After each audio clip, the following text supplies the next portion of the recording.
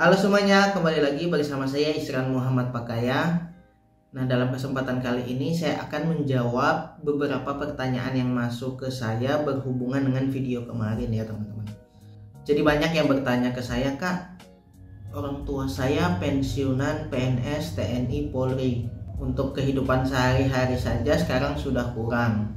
Nah, apakah saya bisa mendaftar DTKS untuk mendaftar nanti KIP kuliah teman-teman? Jadi teman-teman perlu ketahui, pihak Kementerian Sosial itu sudah menetapkan kategori yang layak dan tidak layak untuk menerima bantuan sosial. Nah, siapa saja sih yang layak dan siapa saja sih yang tidak layak? Nah, yang saya akan jelaskan di kesempatan kali ini untuk menjawab pertanyaan tadi, yaitu kategori yang tidak layak menerima bantuan sosial. Nah, kategori pertama yaitu teman-teman yang sudah mampu. Kategori sudah mampu di sini sebenarnya kan relatif, mampu dalam hal apa?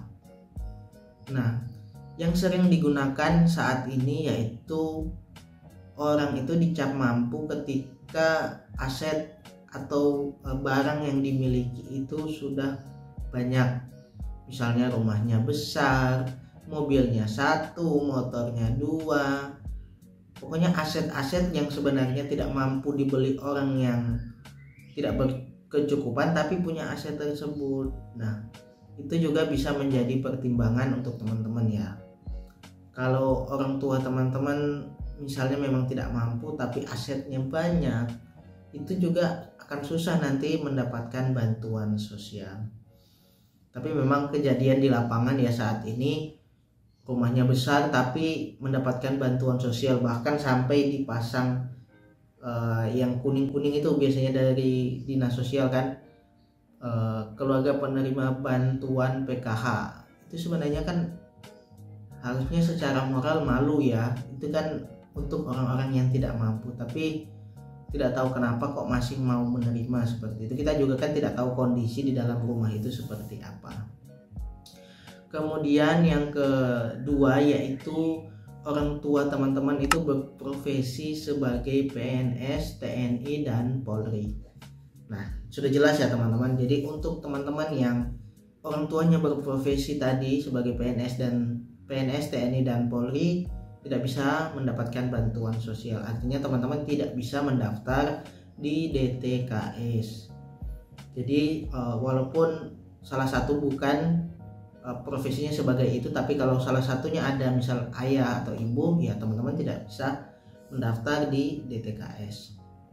Kemudian orang tua teman-teman adalah pensiunan PNS, TNI, dan Polri. Jadi menjawab ya pertanyaan sebelumnya, kenapa demikian? Karena kan pensiunan itu kan mendapatkan uang pensiun juga dari pemerintah ya. Jadi anggapannya itu sudah cukup untuk membiayai. Nah, kalau ada kekurangan dan lain-lain itu kan kembali ke masing-masing individu. Nah, bisa jadi kurang tadi karena memang sudah punya angsuran misalnya di bank atau sudah punya cicilan yang lain. Nah, itu kan bisa jadi mengurangi uang hidup teman-teman. Misalnya harusnya itu bisa digunakan untuk kehidupan orang tua teman-teman setelah pensiun, tapi karena masih banyak angsuran dan cicilan sehingga merasa kekurangan terus. Akan tetapi sesuai dengan kategorinya memang sudah tidak layak untuk mendaftar DTKS atau menerima bansos ya teman-teman. Kemudian orang tua teman-teman adalah pendamping sosial. Jadi kalau orang tua teman-teman adalah pendamping sosial di desanya masing-masing juga tidak bisa mendaftar ya teman-teman. Kemudian yang keenam yaitu orang tua teman-teman perangkat desa. Nah, di dalam daftar ini hanya dituliskan perangkat desa. Jadi teman-teman, perangkat desa ini kan luas. Ada yang dari tingkat RW, RT, padukuhan atau dusun, kemudian ke kasih-kasih, kemudian ke bendahara sampai sekretaris dan kepala desa.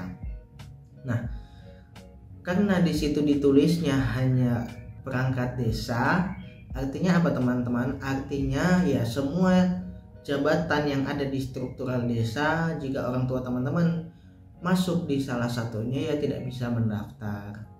Jadi teman-teman nanti ketika mendaftar di TKS, kemudian orang tua teman-teman itu profesinya sebagai kepala RT, kepala padukuhan, kepala RW, kemudian ditolak, ya jangan bertanya kenapa, karena memang secara kategori itu sudah tidak layak teman-teman, karena sudah disampaikan bahwasannya perangkat desa, orang tua teman-teman jika perangkat desa maka tidak layak untuk menerima bantuan sosial. Ya memang realitanya ya agak susah ya di lapangan, bahkan ketika ada bantuan sosial dari pemerintah misalnya sapi, beras atau lain-lain sebagainya, biasanya tuh perangkat desa masih ada juga yang ikut-ikutan untuk mengambil, padahal kan itu bukan hak mereka, justru hak-hak orang yang tidak mampu.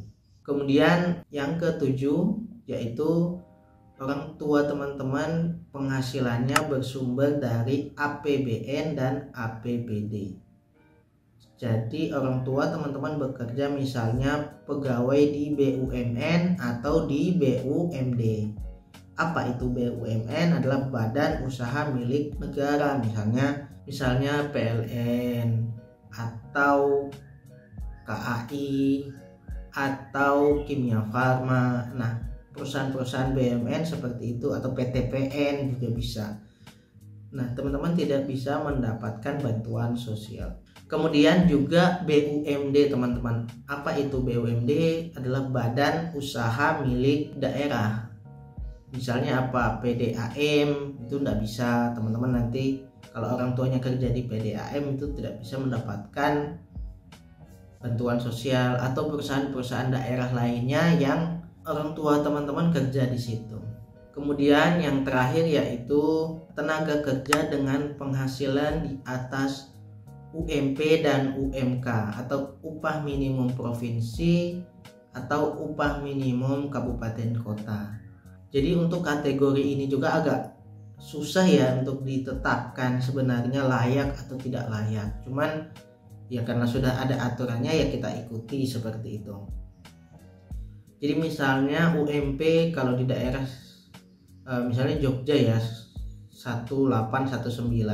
Kalau orang tua teman-teman gajinya 2 juta itu tidak layak menerima bantuan sosial. Tapi kan kalau di KIP kuliah, jika pendapatan orang tua dibagi tanggungan kecil dari 750.000, teman-teman masih layak. Jadi teman-teman tidak perlu khawatir masih bisa mendaftar atau mendaftar KIP kuliah atau tidak, jawabannya masih bisa. Tapi kalau untuk bantuan sosial itu sudah tidak bisa teman-teman. Intinya sudah dianggap layak seperti itu karena gajinya sudah di atas UMP. Nah, teman-teman sudah paham nih semua kategori yang tidak layak mendapatkan bantuan sosial.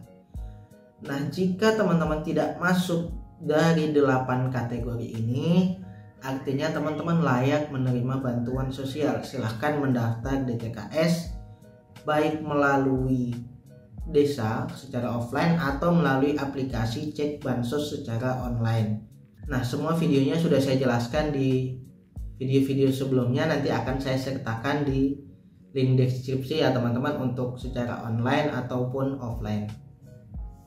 Nah, mungkin sekian teman-teman video kali ini. Terima kasih sudah menonton. Jangan lupa like, komen, dan subscribe serta share video ini jika menurut teman-teman bermanfaat. Saya akhiri, assalamualaikum warahmatullahi wabarakatuh.